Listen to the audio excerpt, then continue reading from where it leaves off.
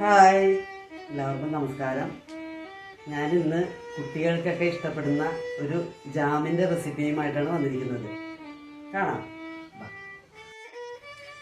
ഞാൻ ഈ ജാം ഉണ്ടാക്കുന്നത് മൈസൂർ പൂവൻ, പാളയംകോടൻ എന്നൊക്കെ പേരുള്ള ഈ പഴം വെച്ചിട്ടാണ്. ഇവിടെയൊക്കെ പാളയംകോടൻ എന്നാണ് പറയുന്നത്, ചില സ്ഥലത്ത് പാളയം തോടൻ എന്നൊക്കെ പറയും. അപ്പോൾ ഇത് വെച്ച് നമുക്ക് നല്ലൊരു ജാം ഉണ്ടാക്കാം. അപ്പോൾ അതിനുവേണ്ടി ഞാൻ ഇതിൽ നിന്ന് ഒരു 10-30 പഴം അരിഞ്ഞ് കുക്കറിലേക്ക് ഇടാം.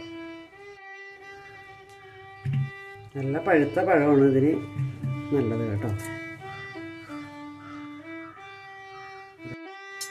കുക്കറിലേക്ക് ഞാനൊരു 30 പഴം ഉരിഞ്ഞ് ഇട്ടിട്ടുണ്ട്. നമുക്കൊന്ന് ഇങ്ങനെ ഉടച്ചെടുക്കാം.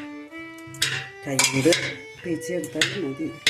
ഇതാ പഴം നല്ലപോലെ ഞാൻ സ്പൂൺ കൊണ്ട് ഉടച്ചിട്ട് അധികം ഉടഞ്ഞില്ല, അപ്പോൾ കൈ കൊണ്ട് ഉടച്ച് എടുത്തിട്ടുണ്ട്. എന്നാലേ നന്നായിട്ട് ഉടഞ്ഞ് വരുള്ളൂ. എന്താ ഇതിലേക്ക് ഞാനൊരു 10-20 ഗ്രാമ്പൂ, 2 കഷ്ണം കറുവപ്പട്ട, പിന്നെ എന്താ ഈ കപ്പിന് ഒരു 2.5 കപ്പ് വെള്ളം കൂടി ഒഴിച്ച് നമുക്കിതൊന്ന് വേവിക്കാൻ പറ്റും.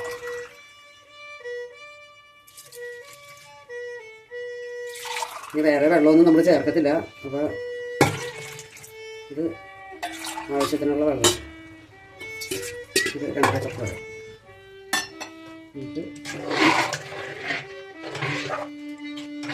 ഒരു വിസിൽ വന്നാൽ മതി. നമുക്കൊന്ന് അടുപ്പത്ത് വെച്ച് വേവിച്ചെടുക്കാം.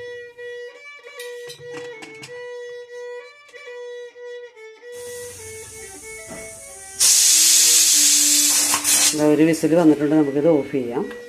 ആവി പോയിട്ട് തുറന്ന് നോക്കാം കേട്ടോ. നമ്മുടെ പഴത്തിൻ്റെ ആവിയൊക്കെ പോയിട്ടുണ്ട്. നമുക്കിതൊന്ന് അരിച്ചെടുക്കാം.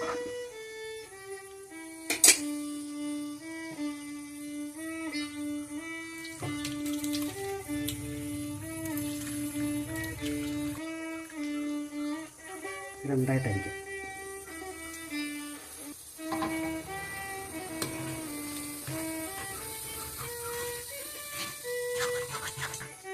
കംപ്ലീറ്റ് ജ്യൂസും പിഴിഞ്ഞ് എടുക്കാം കേട്ടോ.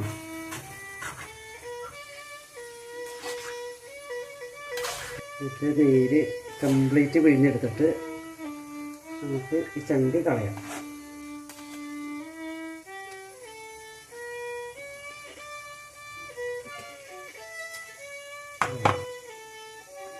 ഇതിലേക്ക് നമുക്ക് ഇതിന് 1 കപ്പ് പഞ്ചസാര ചേർക്കാം.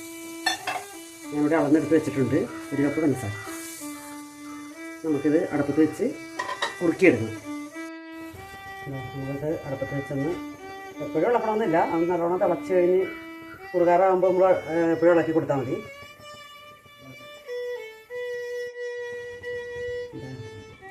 തിളച്ച് തുടങ്ങിയിട്ടുണ്ട്. ഇത് നല്ല പതഞ്ഞ് കുറുകി വരണം. അപ്പോഴേ ആ ജാമിൻ്റെ പരുവത്തിൽ വേണം നമുക്ക് എടുക്കാനായിട്ട്.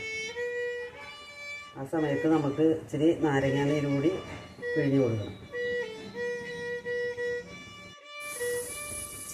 നമ്മുടെ ജാം നല്ല പതഞ്ഞ് പൊങ്ങി വരുന്നുണ്ട്. എന്താ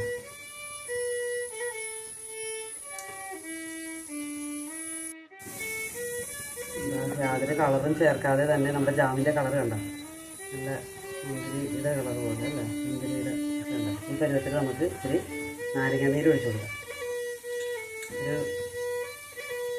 ഒരു വലിയ നാരങ്ങയുടെ നീരാണ് കേട്ടോ. 2-3 ടേബിൾ സ്പൂൺ വരും.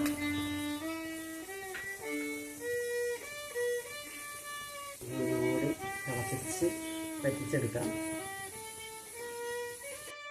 അപ്പോൾ നമ്മുടെ ജാം കറക്റ്റ് പരുവമായിട്ടുണ്ട്. ഇതുണ്ട നല്ല തിക്കായിട്ടുണ്ട്. നമുക്കത് തീ ഓഫ് ചെയ്യാം. നല്ല തിക്ക് പരുവമായിട്ടുണ്ട്.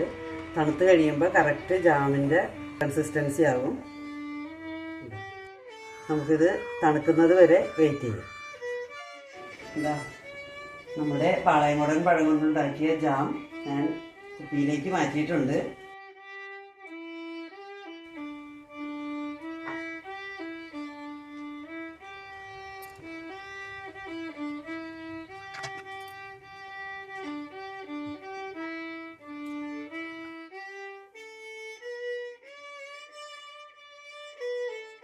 പാളയംകോടൻ പഴം കിട്ടുമ്പോൾ നിങ്ങൾ എല്ലാവരും ഇതുപോലെ ഒന്ന് ചെയ്ത് നോക്കണം കേട്ടോ. Thank you.